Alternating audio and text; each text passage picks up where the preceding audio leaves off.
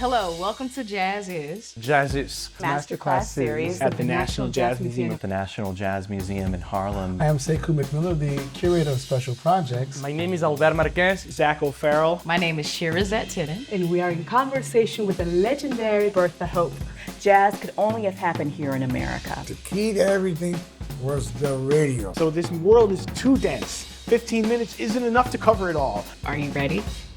I am.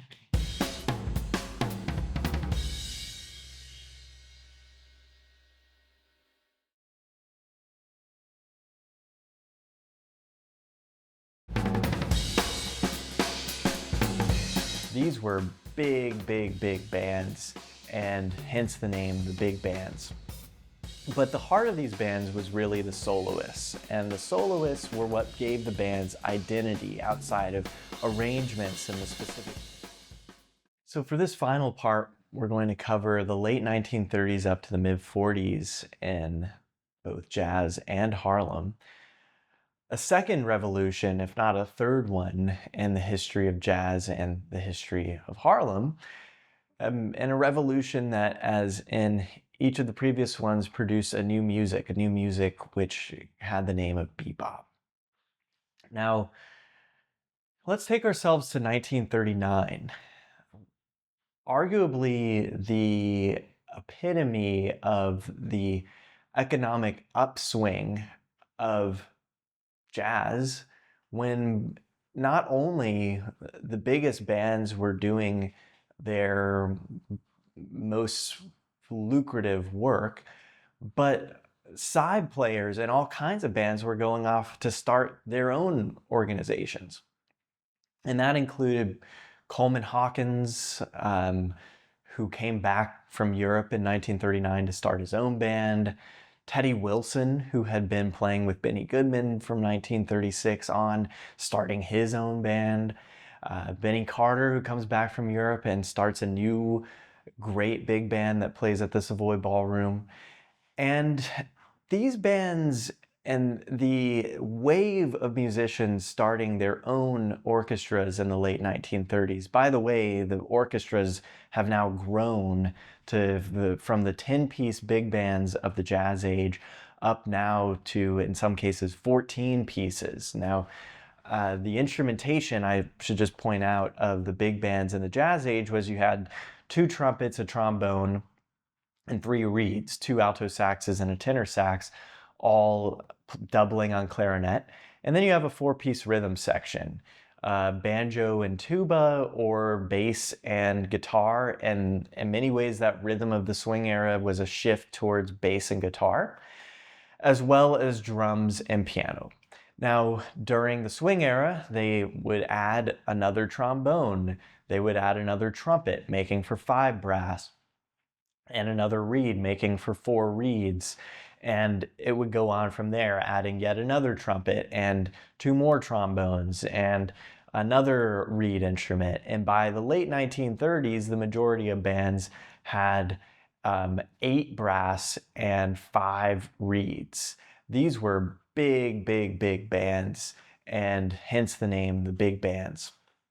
But the heart of these bands was really the soloists, and the soloists were what gave the band's identity outside of arrangements and the specific rhythm and the overall feeling of the band. And these soloists were branching out to create their own organizations at this period in the late 1930s.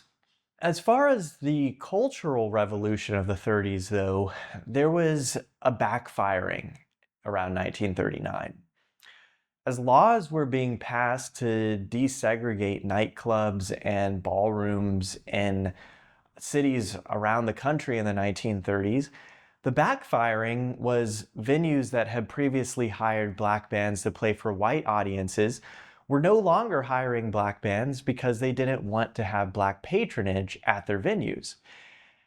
This led to a tragic demise to black big bands and worsening economic conditions for any black big band leaders at that time. And in many ways, it was a situation that reflected the worst years of the Great Depression.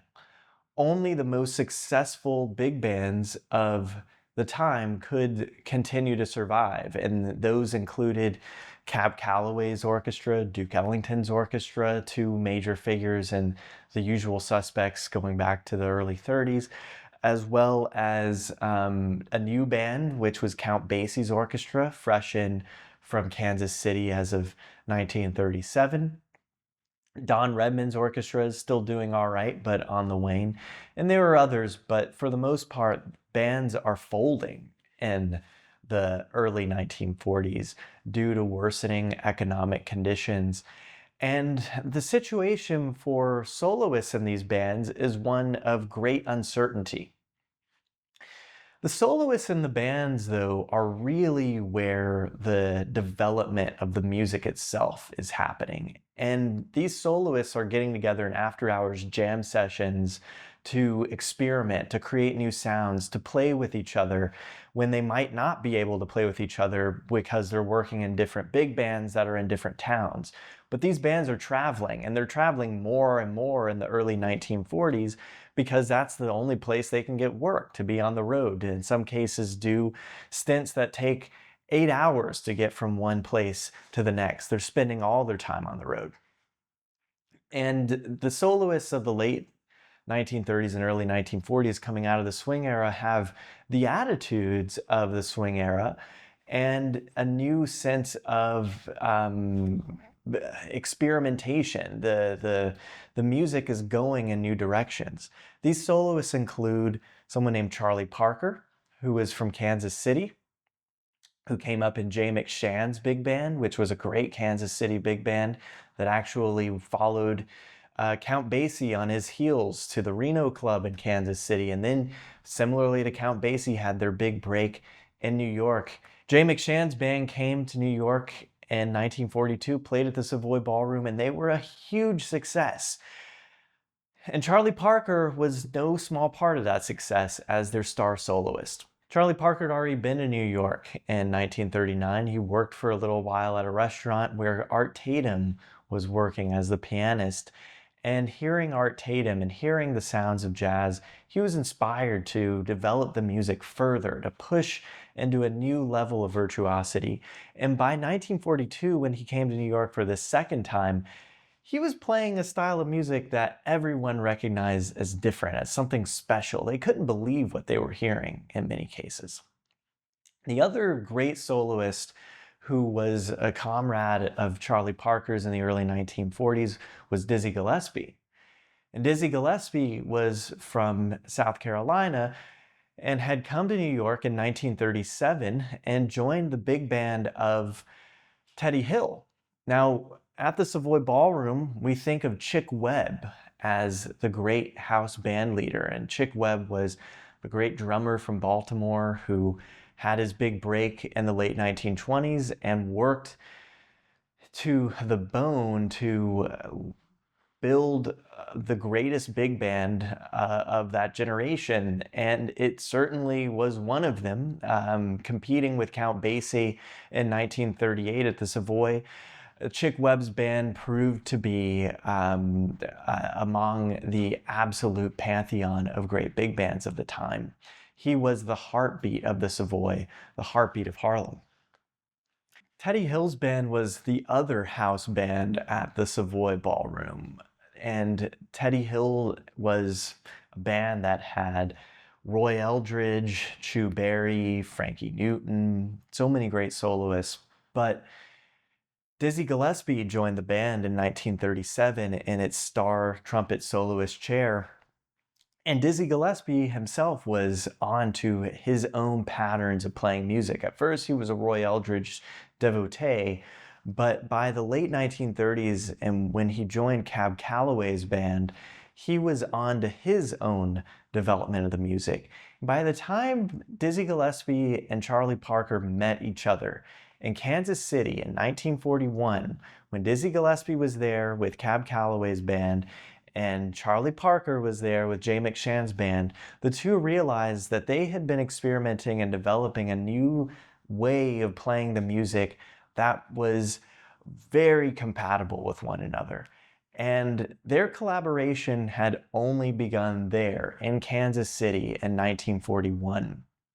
By 1943, the two were playing in Earl Hines' big band and would go on to revolutionize a whole new style of jazz. This new style, it's really important to know, was coming not out of the music the big bands were playing, but again, out of what the soloists in those big bands were creating in after-hours jam sessions. And the center of those after-hours jam sessions was in Harlem, at a couple of clubs in particular. Minton's Playhouse was one of them, and it's actually still there, and Clark Monroe's Uptown House. And these clubs, they were after-hours joints. They stayed open very, very late, and they continued the tradition of the after-hours jam session that would go back to the 1920s. It was in these places where Thelonious Monk, who was from San Juan Hill, came up and playing this new music and having some of his earliest professional gigs. Kenny Clark, a great drummer, was changing the whole idiom of jazz drumming. And the sound of modern jazz really came out of these jam sessions where musicians were experimenting. There are recordings of jam sessions at Minton's Playhouse, and you might be kind of surprised by them if you know what modern jazz sounds like, because it's very much swing. And that's why the swing era is so important economically and aesthetically to understand the revolution of bebop. But those years of the early 1940s really could not be exemplified better by the 1943 uprising in Harlem. Now, there had been a 1935 uprising in Harlem, and that's what led to the Cotton Club leaving Harlem and moving to Midtown. And that famous picture you see of the Cotton Club with the big marquee was actually in Midtown. In Harlem, it had a pretty small marquee because it was supposed to be a discreet place where you went and again, the term was slumming. All of that collapses in the 30s. And 1943 was a parallel revolution in many ways. The 1943 uprising was again against the ongoing hard conditions that were only going to lead to more violence, only going to lead to change in Harlem and a change in the music. And the revolution of bebop was in many ways, just as it was in swing, the moment when the musicians brought the music to the moment. Their revolution, their fierce fighting for their lives, for empowerment, for their own aesthetic creativity in the world of popular music and swing, led to this whole new sound of bebop. And its pioneers were the young generation of musicians who came up in the swing era. And it's important to note that their experimentation happened in New York, and who could not continue to work in big bands because the big bands were collapsing. It's also important to note that bebop was not trying to destroy what was good about the swing era. The musicians liked the music of big bands. Dizzy Gillespie led a big band at his earliest opportunity, and they wanted to play for dancers. They played at the Savoy Ballroom. Dizzy played with his great big band at the Savoy in 1946. What changed were the economic conditions and the popular culture of the day. What was born out of it was a music and a music scene that looks much closer to today's jazz world than that of the 1920s and certainly the 19-teens. So, in review, the rise of jazz and the rise of Harlem happened almost simultaneously. And with each shift culturally in Harlem as the locus, the music changed radically as well. I would say that the summary of jazz in Harlem is that it's the birth of modern jazz. On one foot of jazz, you're in the period of early jazz, of a music that's coming from the South, of a music that is a vernacular Black American form, born out of New Orleans, born out of Jim Crow segregation, born out of the syncopation of ragtime. And on the other hand, you're looking at a music that is radical, that is extremely modern, and that is one of the key modernisms of the period in the 1940s, and that continues to be relevant today because it's a vital living music. It's a music that's an oral tradition. All of that, the step from the ragtime period into modern jazz, happened in Harlem. And we cannot overstate the importance of knowing Harlem's social history to the aesthetic history of the development of jazz. In many ways, the rise of jazz and the rise of Harlem were the same thing, and the story of jazz in Harlem is the story of the birth of modern jazz. The roots were laid, and what we recognize today as our jazz scene, as our national jazz culture, could not be any more tied to one place than Harlem.